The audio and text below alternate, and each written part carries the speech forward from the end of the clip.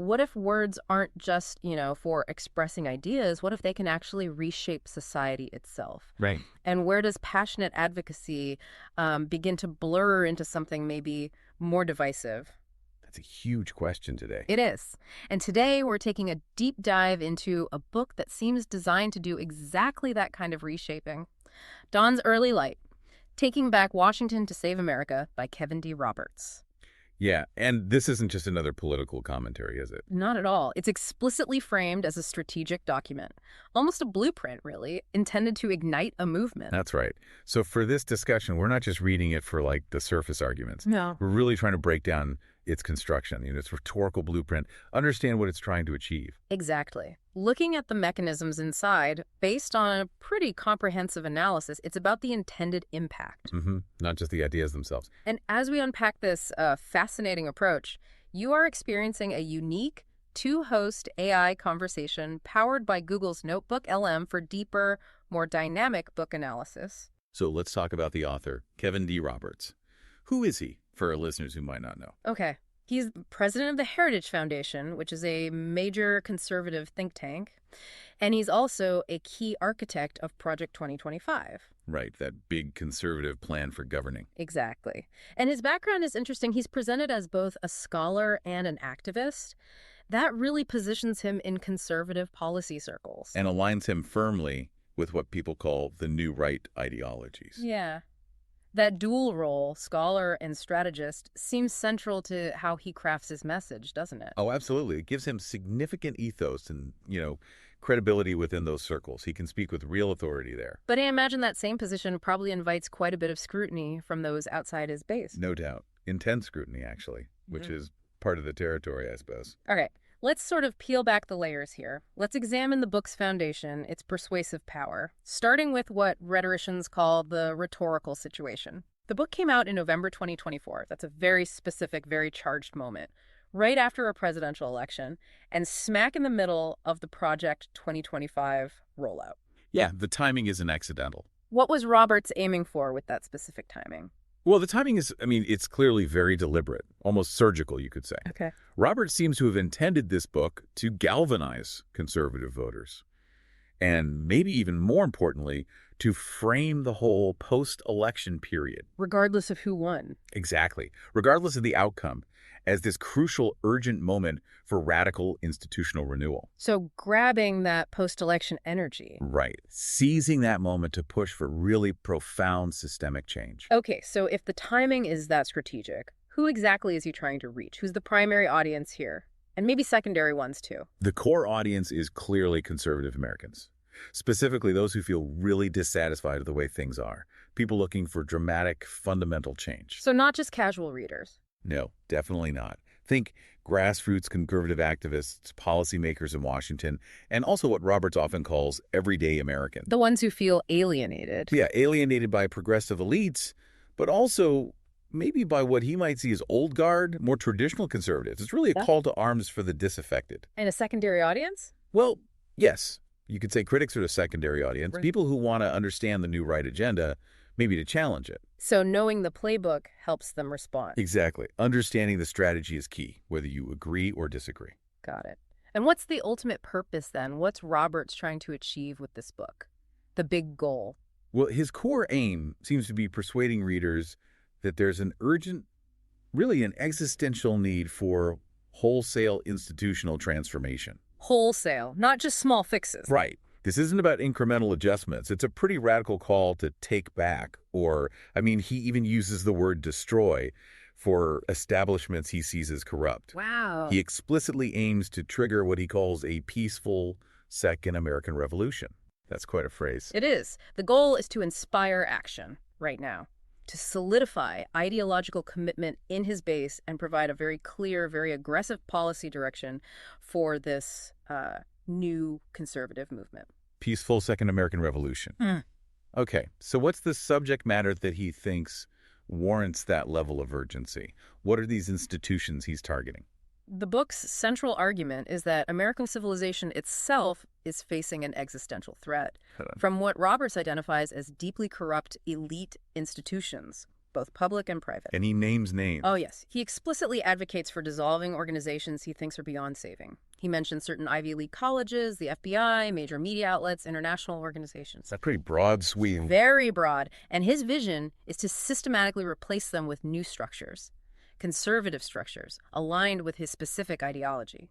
That's quite an aggressive stance, even for a political book. How does that translate into the book's overall tone? Is it calm, reasoned? Oh, far from it. The tone is urgent. It's militant, often quite apocalyptic, actually. Really? Yeah, it's deliberately confrontational. Roberts uses a lot of fiery metaphors like burning and fire to describe institutional reform. So aggressive, but also maybe suggesting renewal. It's a powerful mix, yeah. Aggression mixed with this theme of sort of purification or renewal. But, and this is important, his rhetoric often just rejects compromise, rejects pluralism. Yeah. That gives it this very unyielding, uncompromising edge. So what's the specific crisis he's responding to? What's the exigence that makes this burning imagery feel necessary to him? Why this book right now? He places the book directly in response to what he sees as a series of recent crises. Like what? Things like the protests after George Floyd's murder, the COVID-19 pandemic responses, and what he generally views as widespread cultural and governmental decay. Okay. And he really amps up the urgency by crafting this narrative of America on the brink of destruction. At the hands of a corrupt, entrenched elite. This whole narrative of existential crisis is absolutely fundamental to his call for radical, immediate action. It fuels the whole thing. But even with such a strong, urgent message, any author has to operate within certain constraints, right? There are limits. Precisely. Roberts faces real limitations. There's the deep cultural polarization we already have. There's skepticism, not just from liberals, but also from more traditional conservatives. Right. Then you have the historical reality of American pluralism and just the general expectation of peaceful democratic order. So he has to walk a line. A very fine line. He needs to incite fervent support among his base, but presumably wants to avoid outright calls for violence. Though, it has to be said, his rhetoric definitely pushes those boundaries. And the book itself, the medium and genre, how is it physically put together to deliver this kind of charged message? It's what we call a nonfiction political polemic. Okay, what does that mean exactly? Basically, it's a book designed to argue fiercely for one specific point of view. It prioritizes persuasive argument over, say, balanced analysis. Got it. And it skillfully blends different elements, part personal memoir, part political manifesto, part ideological battle cry. Tailored for a specific audience. Very much so. It's clearly tailored for a mass market conservative readership, designed to be accessible and emotionally resonant for that specific group. Okay, so we understand the landscape Roberts is operating in, but how does he actually use his words? Let's dig into the tools of persuasion he employs, starting with how he builds trust, his ethos, his credibility. Right. He works hard to build his ethos. For instance, he references personal hardships. Like what? Like family struggles, even mentioning benefiting from public assistance as a child. Positioning himself as relatable. Exactly. It helps him embody that self-made American ideal, makes him seem more grounded to his audience. And then, of course, his institutional authority as president of Heritage adds another layer. Gives him a powerful platform. Definitely. That's a smart way to connect. But I wonder, does that very prominent position also have potential downsides for his credibility, maybe with a broader audience? That's a really perceptive question. Because while it gives him authority within his circle, critics often argue that such a prominent, ideologically defined role might lead to a kind of insularity. Or dogmatism. Or even dogmatism, yeah. It could potentially limit his perspective or make him seem less open to outside views, which, could impact his persuasive reach beyond his base. That's a fascinating tension. Okay, shifting to emotional appeal, pathos. How does Roberts tap into readers' feelings to rally them? Oh, the book is absolutely loaded with powerful emotional appeals. Examples. Well, the apocalyptic imagery we mentioned, repeating phrases like America is on the brink of destruction, vivid narratives about society burning, passionate calls to protect our way of life. So hitting those core emotional buttons. Absolutely. Roberts seems to masterfully aim to evoke this potent mix of anger, fear, nostalgia for perceived past, and then ultimately hope for a renewed future. All designed to energize readers against what he frames as elite domination. So really playing on those deep emotions. What about the logical appeal, logos? How does he structure his case with reason, with facts and data? Well, Roberts structures his case mainly through these sweeping claims, often listing the institutions he says need to be reclaimed or dissolved. Oh, the evidence. That's where it gets interesting. Reviewers consistently note there's actually minimal use of data or empirical reasoning. Really? So what does he rely on instead? It relies much more on assertion, on anecdote, on invoking shared conservative values rather than presenting comprehensive evidence. So is that maybe a deliberate choice to connect with an audience that maybe doesn't prioritize data as much, or is it just a weakness in the argument itself? Well, what's fascinating is Hmm. because it relies on assertion over evidence, the arguments might feel incredibly strong, even evidently true, to those who already share his worldview. Right, it confirms their beliefs. Exactly. But they're significantly less likely to persuade readers who are looking for factual support or a more objective analytical perspective. So it really highlights something about modern persuasion. It does. Sometimes that emotional conviction, rather than cold, hard facts, becomes the main engine for rallying a base. That's a crucial point for understanding political talk today. Okay, let's get into his language and style more specifically. First, his word choice, his diction. What kind of words does he tend to use? The diction is, well, it's undeniably combative. How so? We talked about the fire metaphors, controlled burn, burning down institutions. Those are everywhere. And that It creates... immediately creates this powerful sense of urgency and, very deliberately, polarization. It's language designed to provoke a strong reaction. And his sentence structure, the syntax, long and complex, or... Mostly short, declarative sentences, they really dominate the text. which makes it It increases the pace, the forcefulness of the arguments, makes it punchy. But that directness is sometimes contrasted with longer narrative passages, especially the biographical bits. To vary the rhythm, add a personal touch. Yeah, varies the rhythm, adds that personal, almost confessional feel at times. Does he use specific kinds of figurative language beyond the fire stuff to make his points more vivid or seem more authoritative? Absolutely. Besides the fire metaphors, he often uses biblical allusions. And classical references, he even quotes Virgil's Aeneid at one point. Interesting. Why do that? Well, those allusions tend to elevate the rhetoric, right? They connect his arguments to this longer, seemingly more authoritative tradition. It adds a certain gravitas, makes his points feel more profound or historically grounded, especially to his target audience, even without lots of data. That's quite sophisticated, rhetorically speaking. Moving to the overall structure, how does he organize the book to make his case? It's largely organized by institutions and the reforms he proposes for them. So, chapter by chapter, target by target. Pretty much. Each chapter seems to identify specific targets, some to be rebuilt, others to be dismantled entirely. And throughout it all, there's this pervasive us versus them framing. To sharpen the divisions. Exactly. Sharpen divisions and foster a really strong in-group feeling among readers who agree with him. Build solidarity against perceived external threats. Are there any other, maybe more advanced rhetorical techniques he uses to really drive the message home? Yes, definitely. He uses rhetorical questions quite effectively. To challenge complacency, make readers think, why should we put up with this? He also uses those allusions we mentioned to the American founding, classical times, religious tradition, to reinforce his authority and imply historical legitimacy. Okay. And finally, he uses irony and juxtaposition pretty well, contrasting what he calls real America with the elites, positioning the elites as somehow foreign to national ideals, almost like an alien force. This has been a really detailed look at how this book is put together. It really makes you think about how any book with a strong viewpoint can try to influence us. Absolutely. Before we get into evaluating its overall effectiveness, maybe let's just take a brief moment for reflection. Yeah, good idea.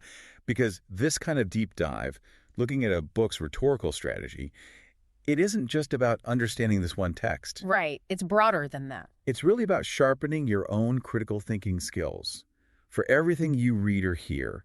And actually, that's a core principle we explore over on Mindful Moments. That's our YouTube channel. Right. Offering AI book analysis specifically designed to inspire that kind of reflection and rational thought, helping you see beyond the surface of any text, really understand its construction and its intended impact. A very useful skill today. Definitely. So keeping that critical lens firmly in place, let's circle back to Roberts' book and try to assess its broader implications and effectiveness. Excellent point. Okay, so let's evaluate Dawn's Early Light. Did Roberts achieve his core purpose? Was he successful as a mobilizer? In terms of rallying the already converted, I think you have to say he largely succeeds. He effectively uses those emotional and cultural appeals. They clearly resonate deeply with discontented conservatives. The whole argumentative structure makes it a highly effective mobilizing document for that group, absolutely. Mm. But it definitely falls short as a work of persuasion for broader audiences. People outside his base are less likely to be convinced by the same methods. So, effective for its specific target audience. How appropriate are the strategies for them, and maybe why are they less so for others? Well, the strategies really hit home with the target audience's core values. Mm. Security, tradition, that deep skepticism of elites. They feel seen, they feel understood. Mm-hmm. However, and this is pretty crucial, that overt rejection of pluralism and compromise we talked about, that really pervades the And book. that alienates people. It inevitably alienates moderates or non-conservatives or even conservatives who value compromise more. So it significantly narrows the book's potential influence beyond that established base. You mentioned earlier the lack of heavy data reliance. Let's revisit the logical consistency in evidence. How does it hold up, especially for someone looking for factual support? Yeah, reviewers consistently point this out. There's a real lack of sustained empirical argumentation. So lots of assertions. Lots of assertions, often unsupported, heavy reliance on anecdote, on shared ideological assumptions, rather than comprehensive reasoning or hard data. And the effect of that is? It significantly weakens the logical appeal. It substantially limits the book's persuasiveness for anyone impartial or skeptical, anyone looking for more objective, verifiable information. It really depends on the reader already being aligned with the core beliefs. This kind of intense rhetoric, the framing, it can sometimes raise ethical questions, right? About advocacy versus maybe something more problematic. How does Roberts' language navigate that line? That's a really critical area for discussion, I think. Roberts' rhetoric absolutely straddles that line between passionate advocacy and what some critics might call demagoguery. By consistently framing opponents as basically irredeemable and establishing institutions as targets for, controlled burns. That fire imagery again. Right. That language raises serious questions about its potential impact. Could it increase polarization? Could it even contribute to real-world societal conflict? It certainly pushes the boundaries of standard political discourse. And when it comes to acknowledging other viewpoints, engaging with multiple perspectives, how does the book handle disagreement? It's resolutely single-minded. Mhm. That's the most accurate way to put it. Meaning dissenting views, cultural pluralism itself, they aren't framed as legitimate alternatives or just different ways of seeing things. Mhm. They're framed as direct threats to the specific American way of life he envisions. Which might energize his base. It might enhance the book's fervor and commitment among his dedicated readers, yes, Mm-hmm. but it inherently deepens social divides. It presents complex issues as a kind of zero-sum game rather than a nuanced situation with many valid viewpoints. Finally, Roberts' vision for America seems deeply rooted in certain values. You mentioned that earlier. How does that touch on cultural sensitivity? His vision is explicitly rooted in what he calls specific Christian morals, and his condemnation of institutions he sees as contemptuous of public prayer. Well, that directly challenges some pretty foundational American principles. Like pluralism, separation of church and state? Exactly. Pluralism, separation of church and state, freedom of religion for everyone.